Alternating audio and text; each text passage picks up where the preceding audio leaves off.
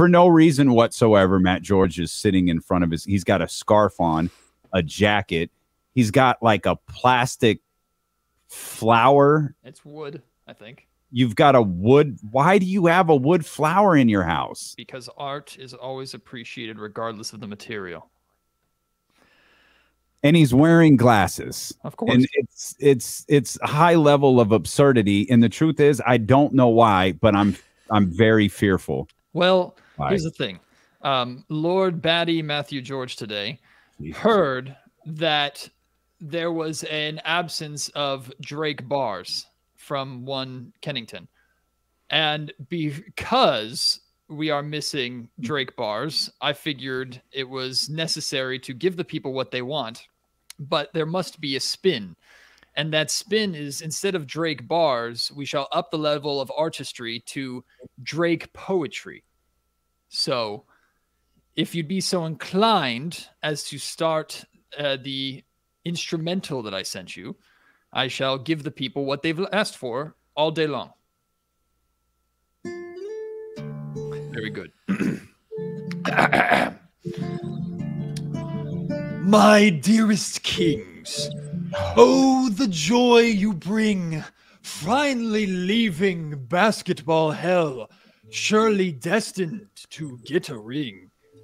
While this season has been a dream, there is just one small thing. I can't go out in public tonight, 'cause baby, you made me beam. How could I not play the game or back up, restart? How could I not when you play the game? I'll get this out. Play the game the way you do. It was just so unexpected. Apparently LeBron always knew. Oh, I couldn't be ashamed of thee, and why should I be? You'll never see me like a ref out tweeting an apology. These 16 years have gone rather badly, but it's time for my finale. For without you, my heart would break. Out for months, Marvin Bagley. And one more thing before I quit. I cannot end without it. If De'Aaron Fox is not an all-star, then the NBA is bullshit. Whoa. Don't do that again. Don't do that again. Don't do that again. Okay. All right. Snaps in the chat. Snaps in the chat. I hate life. Well, as Dr. David is saying, it was a good run. I mean, 2.5 years. I always knew Matt would kill. I always knew Matt would be the death of one of my radio shows. And here we are. I'm almost 2 for 2.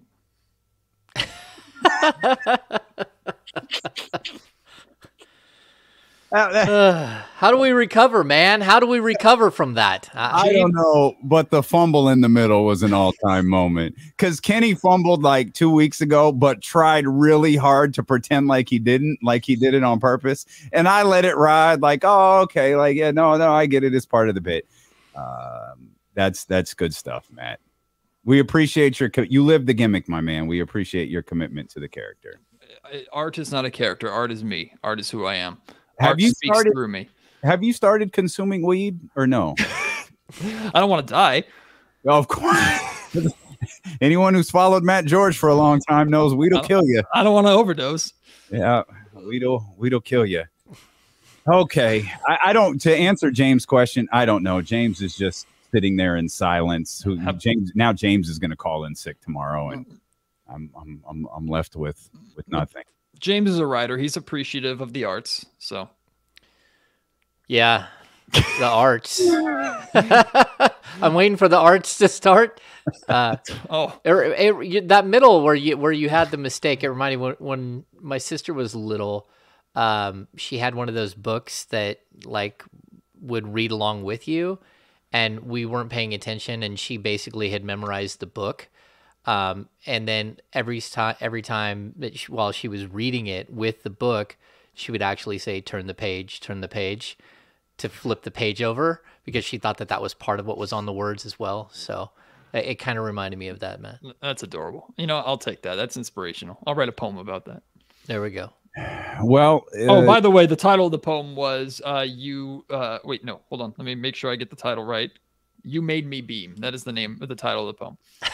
You weren't sure? No, I forgot. You wrote it. It's art just flows through me, through my subconscious. So here's I don't know how you recover. It's on you. Well, here's the thing, whether it's Drake bars or this newly minted Drake poetry. You're welcome. Ultimately, what it means is the Sacramento Kings won.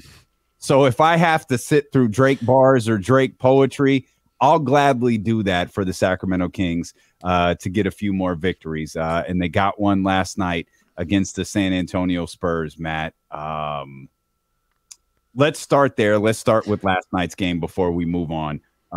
What stood out to you in last night's win for the Kings in San Antonio? First off, excellent segue. Masterful work. Second off, I mean, the fact that you get 75% of your scoring comes from 3 players.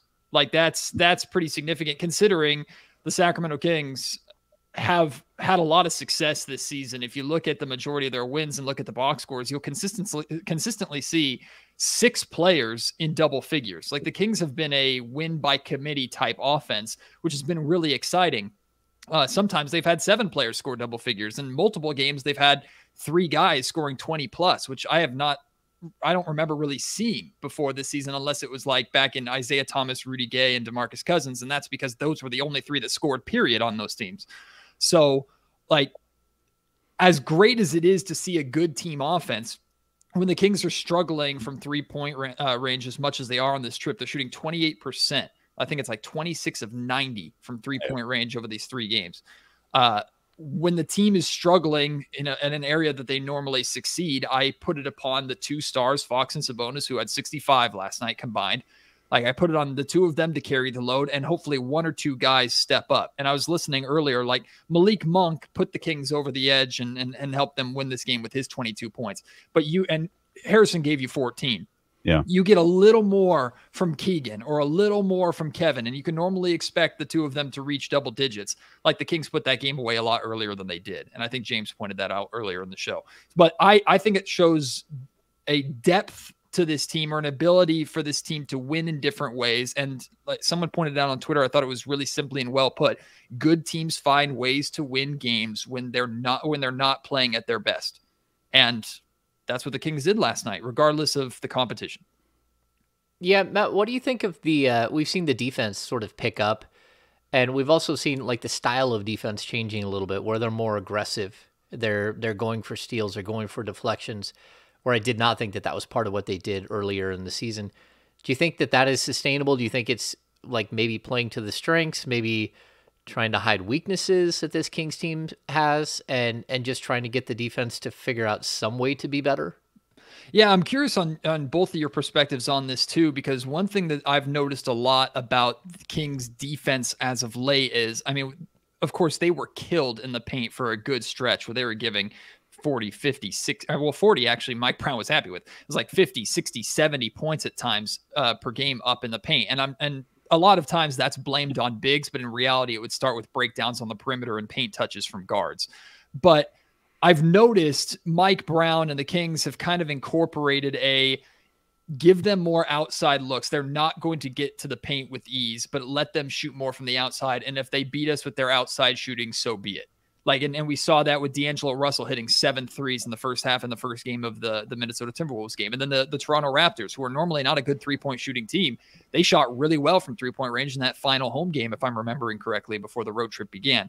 So it's a gamble to some extent, but I think it's a better gamble to take than the Kings trying to handle both and getting beat on the perimeter, which was leading to far too many opportunities in the paint. The Kings still haven't locked down the paint by any means, but the priority defensively seems to be control this area and dare them to shoot. And if they beat us there, so be it.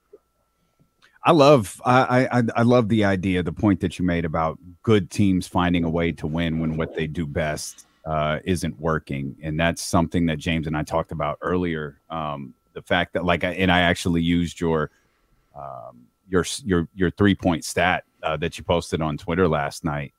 That I think that's one of the most encouraging signs from the Kings that I think we've seen in a long time. The fact that as Kenny calls it, their superpower, the fact that the 130-point capability, 135-point capability wasn't there the last couple of nights, and they were able to get games that they needed. You needed to get a win on the second game against Minnesota. You needed to beat San Antonio just because they're not very good, and they were able to do that. And I think all of us thought, well, they've had a couple of rough games shooting the three.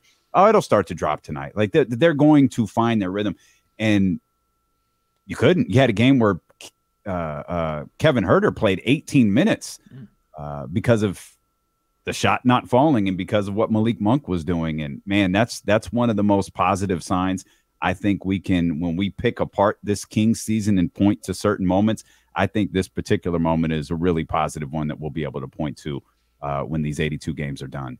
Yeah, there's a lot of encouraging pieces to take away from these last two games, in my opinion. Like, first and foremost is how Malik Monk has stepped up and gotten back to form, and we see just how much better the Kings are when Malik plays at that level. Like, he's just, and this is on the road. We know if Malik was putting up the numbers and doing some of the things, like if Malik had gone for that dunk inside the Golden One Center, even if he missed it, that place would have blown up. Like, and even on the alley-oop that Fox threw to Malik last night, like the Golden One Center would have blown up. So we know the effect that Malik has on the home crowd. But like going back to the first Minnesota game where the Kings lost, like De'Aaron Fox scores 21 of his 29 points in the fourth quarter. That's fourth quarter Fox. He gives them a chance to win that game. Ultimately, they lose. A lot of the comments that I'm getting on Locked On Kings are, okay, but Fox had only 8 points through the first three quarters. Like, I need more from Fox throughout the course of the game, especially when the Kings are struggling offensively. So these next two games, I mean, he still scored 29 points in that game. The next two games, he's broken 30. And he and Domantas Sabonis very significantly last night carried the load. Sabonis looked excellent scoring the basketball, which is something I asked more of him after the Toronto Raptors loss. So whether it's gearing up for their closing arguments for their chances at being all-stars or whatever it is, like it shows how dangerous they are offensively. And I have confidence that the guys that are struggling off of the bench are going to figure it out too. Plus the fact that another stat that I put out last night, D'Lo, because I looked it up, I was trying to figure out, like, in addition to the dominance of Fox and Sabonis, like, what are the Kings doing right as a team to where they're still winning these games and even hanging around these games when they're shooting so poorly? And one of the things that jumped out to me is they're averaging 10 turnovers a game during this road trip. So they're taking care of the basketball. They're not making those kind of mistakes, and their field goal percentage inside the three-point line is pretty good as well. So they're doing things that you would expect a good team to be able to do consistently, even when the shooting is not there. The only thing that I really can't explain, but I'm enjoying the hell out of it, and James, maybe you have an explanation for this, is how much better defensive rating-wise, the Kings are on the road compared to at home.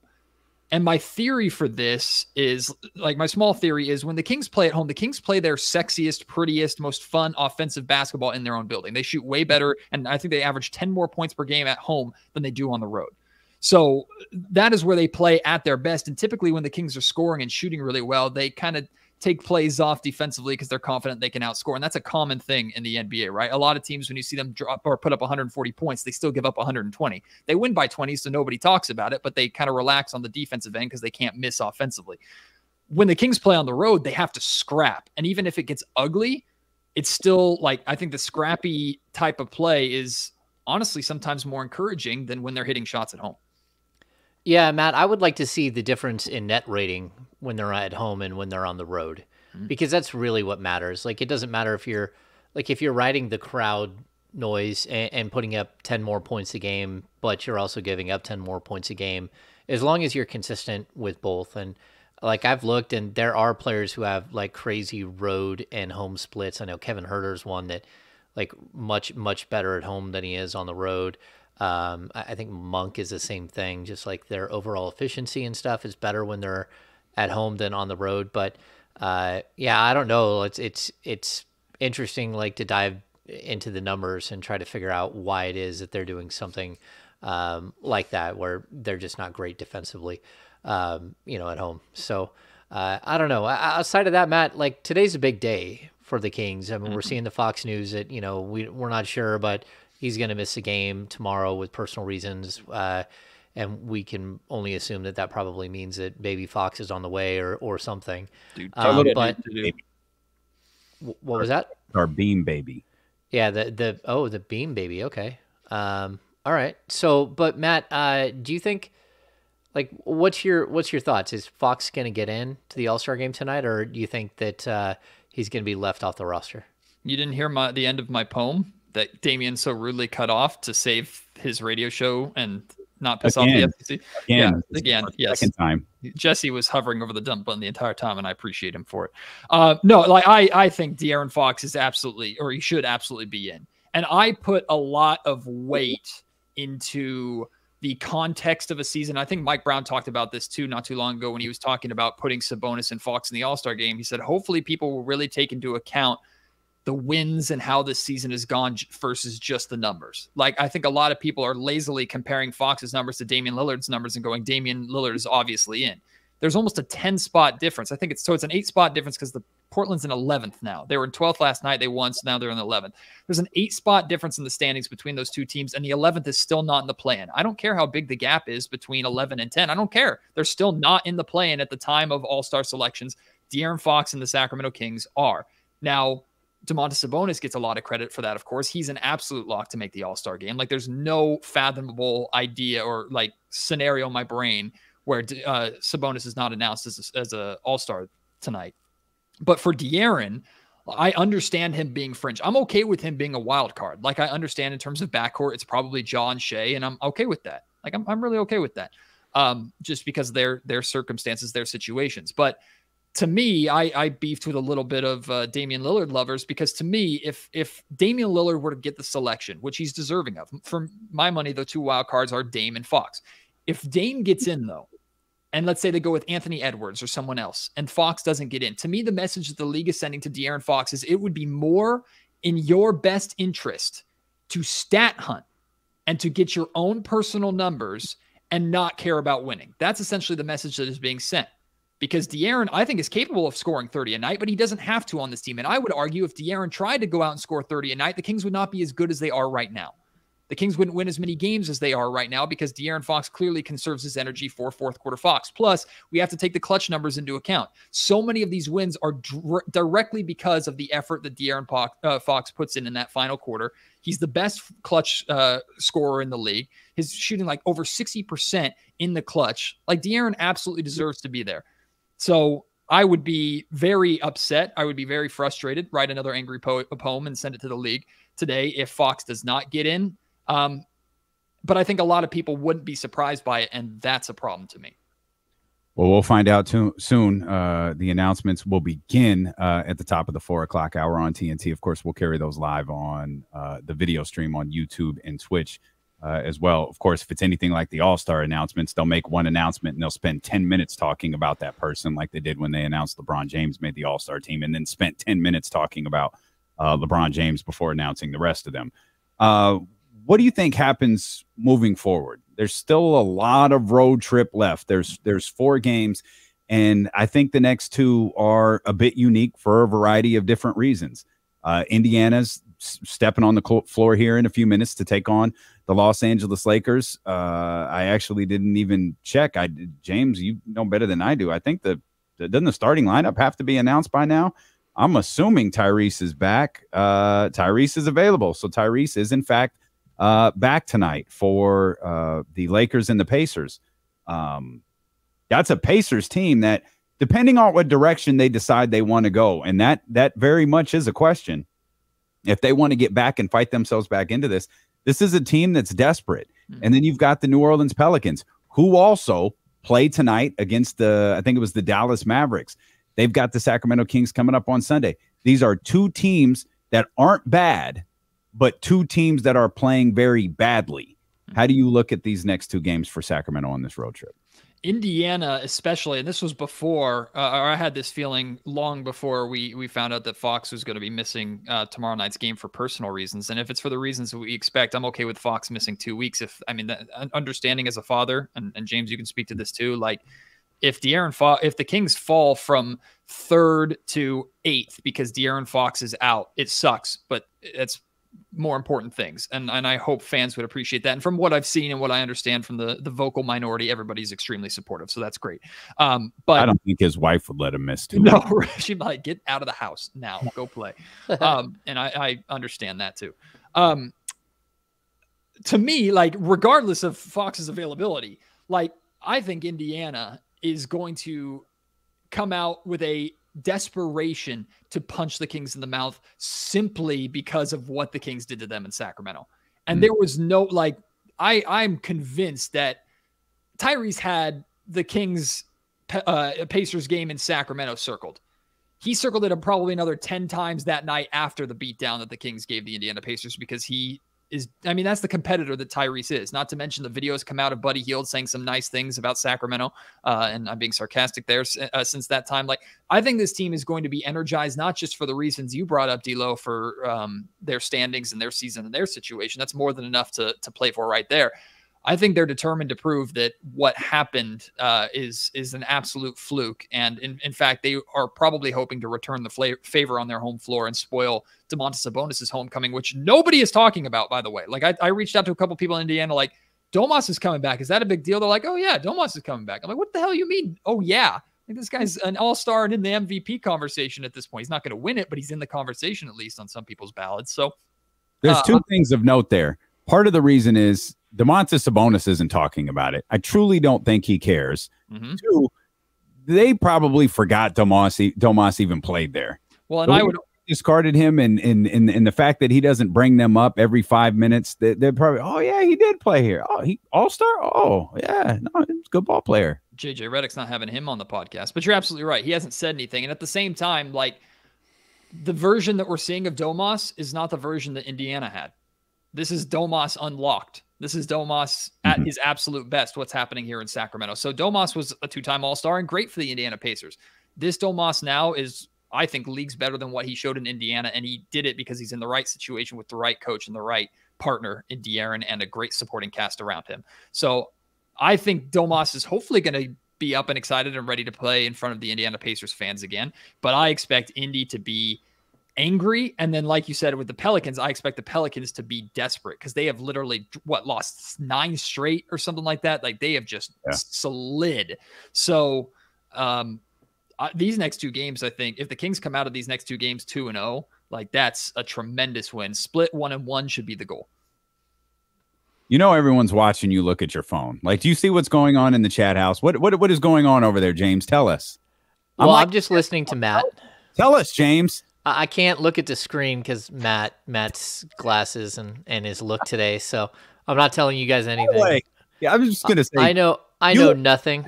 Matt, I just want to say that you look fantastic. Cheers. You look fantastic. I'm going to Oxford after this, so. You don't know where Oxford is. Isn't that in North Carolina? Okay. Exactly. Yeah. Yeah, I think this has been an interesting show today, Matt. Like, you got us kind of off kilter.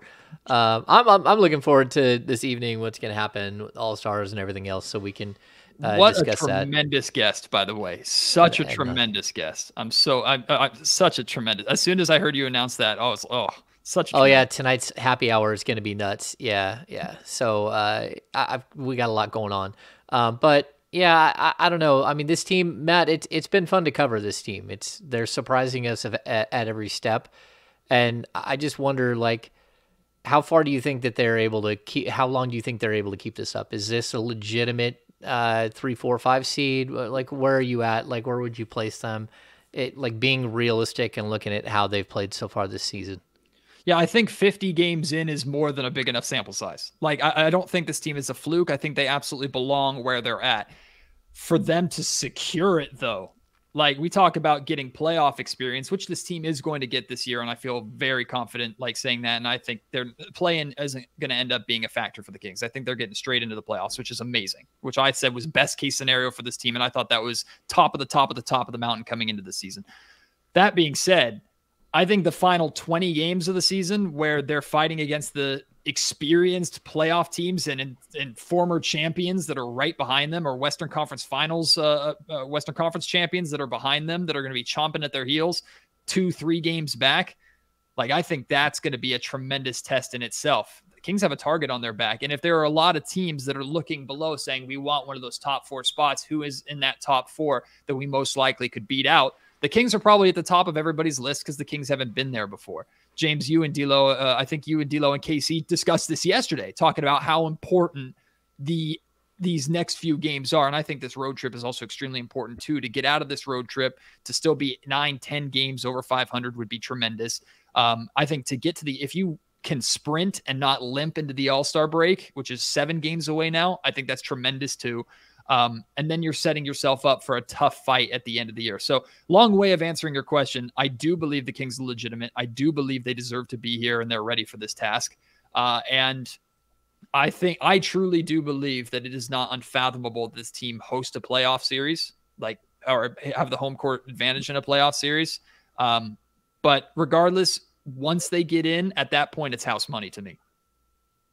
You said that you think this team is legitimate. I think that's something all 3 of us believe, but I want to narrow it down to a more specific aspect of their game. And that's what we've seen on the defensive end, particularly lately. It was a couple of nights ago that they had a season high in steals. De'Aaron Fox has been using the word disruptive. I think Mike Brown uses the word disruptive when he talks about this defense. And James and I were kind of hammering down the difference between being a team that does disrupting things on the defensive end versus being the Boston Celtics or being the Milwaukee Bucks, who entire game plan is destroying your life on the defensive end. Do you think the Kings can carry over this increased intensity that they've had on that end, not just for the rest of this road trip, but you got a big series coming up, a big 2-game series against the Dallas Mavericks immediately after that. And this is an aspect of their game that if they want to be successful moving forward, it's going to have to stick around. You believe the Kings are legitimate, but how legitimate is that side of the ball? Oh, I think it's probably something that we can dissect with a microscope if we want to, and it's going to get to that point where, especially when we start getting not just a playoff time, but like I said, the final couple weeks of the season, defense, I think, is going to be the difference maker between the Kings staying where they're at and falling into that 5th, 6th spot, which is, again, as far as I think they're going to fall, because I think the offense is good enough for them to tread water, but I don't think the treading water is going to be good enough for some of these Kings or some of these teams that are going to be gunning for them. Now, the good news is, with a lot of these games, the Kings actually have tiebreakers in their favor, or it's tied. I think they split 2-2 with Memphis, right? They have the tiebreaker against the Los Angeles Lakers. Dallas is coming up here, and Dallas is another team that's going to be on their heels. If I'm missing any, James, because the Nuggets are 2-1 on the Kings, or they're at least 1-1 because of the 2 games in Sacramento. I don't remember if they've played in Denver. So tiebreakers aside, I think the defensive side of the ball could be where the Kings solidify or hold the line. And maybe that's enough incentive for Monty to pull off a Matisse Thybulle move if he thinks that's what's necessary, or go out and get someone who can just help bolster the defense enough for them to just, because I've always said this team is middle of the pack defensively. They're a really, really good basketball team. I think right now they're 20th or 21st or something like that. And it's not that big of a gap between 17th or 18th. So it's possible for them to do that. To ask them to do that consistently, though, while continuing to put together the offensive output that they've been putting together, I think it's a tough ask for this roster. So maybe that's, again, enough incentive for the Kings to make a trade deadline move. Yeah, Matt, it's interesting you talk about the teams and sort of the tiebreaker stuff. Realistically, they beat the Lakers, but outside of that, all of the other tiebreakers that they're going to have with teams they haven't played Dallas yet, they haven't played New Orleans yet. They're 1-1 against Denver with 1 game to go. They're 1-2 against Golden State with 1 game to go. They're 1-1 against the Clippers. So they still have a bunch of these tiebreakers. The one good thing is, I will point out that they haven't lost a tiebreaker yet. Even the Timberwolves, they still have 2 games against the Timberwolves, and they're 1-1 against them. They're 1-0 against the Thunder with 2 games remaining. So strangely enough, they've only played the Suns 1 time, which is weird that you played the Suns 1 time, but you've already played a team like the Warriors 3 times. Lakers 4 times. Or the Lakers, yeah. The Lakers are done. 4. Yeah. So it's very strange. It's very strange how this is all playing out. But like those are things that you have to remain hyper focused on if you're this team. That the game against New Orleans this weekend, it's huge. You need that win. You need that win to get a little bit of an advantage over that team, especially if Zion comes back anytime soon, which I mean, we still don't know when that is, and we don't even know if he's going to be able to play in the All-Star game. So, you know, there's a lot that still has to be decided here, but I think it is good that they're starting to knock off some of these teams that they're competing with for the playoffs. And speaking of scheduling, are you guys fans of the back-to-back games against the same team? They have the second time they're going to have back-to-back games against Houston. They just had back-to-back games against Minnesota. They're going to have back-to-back games coming up here against Dallas. I don't like it. I don't know. I don't like it. I think it's interesting. It's I don't hate it. It's strong playoff vibes. A quick chance to make some adjustments. The Houston is a literal back-to-back, right? Or is it just okay? So no, it's on the second night of a back-to-back. They play New Orleans and Houston, then a day off, then Houston again. Sorry, correct. The Dallas one is a legitimate back-to-back. That's a Friday, Saturday in Zach. Yeah, I don't mind it. What do you hate about it? I mean, it's more picky sports fan seeing the Kings play the same team twice because, sorry, haven't watched the playoffs, not used to that.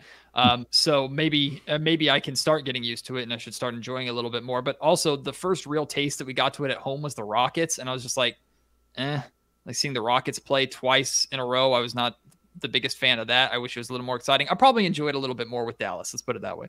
I think it's an interesting wrinkle to the I get it for scheduling. Have the same team. Like if Houston's going to be in Sacramento, have them play twice and get out of there. If Sacramento's going to be in Houston, and have them play twice and get out of there. So I get it from a scheduling standpoint. It's just my old man get off my lawn issue of the day. That adds up. Do you like any? You mentioned the trade. Do you like any trade targets that have been discussed, linked, rumored, or just guessed about as it pertains to Sacramento? I'm pretty underwhelmed about everything to do with this trade deadline because that's what I think the trade deadline is going to be for the Kings. Like if the Kings roll into what is it? It's the 9th. So if they roll into the 10th and this roster is the exact same, I'd see zero problem with that. Zero problem whatsoever. I trust Monty McNair completely. So if he decides that there's a player, like I think the only thing where I'm like, okay, it would be nice for the Kings to use the trade exception, that $4 million trade exception that we've talked a lot about. It would be nice for that just not to go to waste because $4 million can get you a player in the range that is what the Sacramento Kings are targeting. Like to me, the top 7 on this team is untouchable with the exception of like a blow my socks off trade, which just isn't going to happen or shouldn't happen for this team at this point. It just doesn't make sense. So if you're looking to get an 8th or 9th man that can come in or help, maybe at best 7th man that can come in and help, I think the biggest argument that I can make for making a move is try and find someone who can take a little bit of the load off Fox and Sabonis to help them get into the playoffs and not be completely burnt out.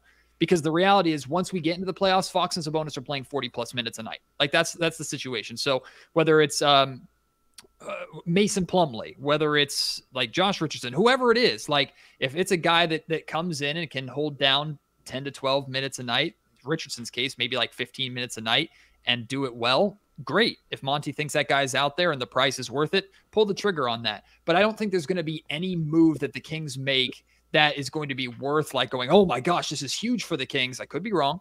And I the way that I discussed it with Brendan, Frankie, and Chris not too long ago was like, I don't think there's going to be a move out there that realistically the Kings make that is going to be the difference for the Kings in winning or losing a playoff series.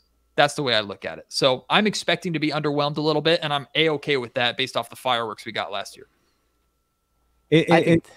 Sorry, James, go ahead. I think there are plenty of moves that the Kings could make that could change the outcome of a playoff series. I mean, I just like I look at their top 6 of the rotation. I think is untouchable at this point, but I don't think I'm going above 6 anymore. They could make moves to improve their team, and we talked about a little bit. Like, Kenny's thought is that Matisse Thybulle, what is he like? Is KZ Okpala like 80% better? I mean, is Thybulle like 80% better than? No, is he 80% of what Thybulle is as far as like Paula? And it's like, well, that matters at this point. Like the Kings are in a point where getting a player who's 20% better than another player, it does matter. And if they can find players that are 20% better than their 7, 8, 9, 10 guys, they should do it, because this is a rare opportunity for you to not only solidify yourself as a playoff team, but potentially give yourself a bump up in a first-round playoff matchup that, if you do well enough, could be at your home court. Well, I'll say this. It's fun that last year, James, Matt, we spent a ton of time talking about this team needs to swing for the fences. And they did. And it's clear they hit a home run. And that's going to be really evident here, I think, in the next couple of minutes.